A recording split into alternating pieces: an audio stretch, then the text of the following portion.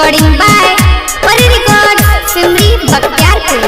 हमर दिलवा तोहरे से लागल हमरा नहीं रे भुलई है, बहुते कानल छेर जान औरी ना कनी है। हमर दिलवा तोहरे से लागल हमरा नहीं रे भुलई है, बहुते कानल छेर जान औरी ना कनी है, औरी ना कनी है, हमरा ना भुलई है।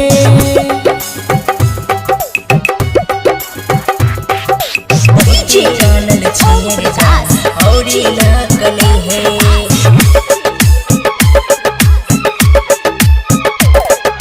कितना ठोकर खलियो रे जाने केकरो से न कहलियो, अपना दिल के हाल रे जाने तोरे से बतलियो। प्यार के नाम पे कितना मारल गेलै रे दीवाना, आपन लगबा होई के भी कर दै छै बेगाना, कर दै छै रे बेगाना, कर दै छै रे बेगाना।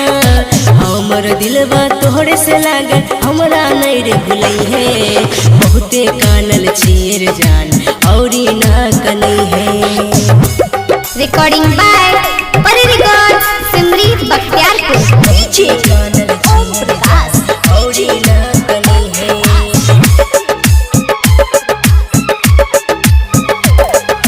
केतनो कुछो कहत जवाना हमरा नहीं रे भुलई है, गलती कोनो होई तोर जान आके तू समझई है।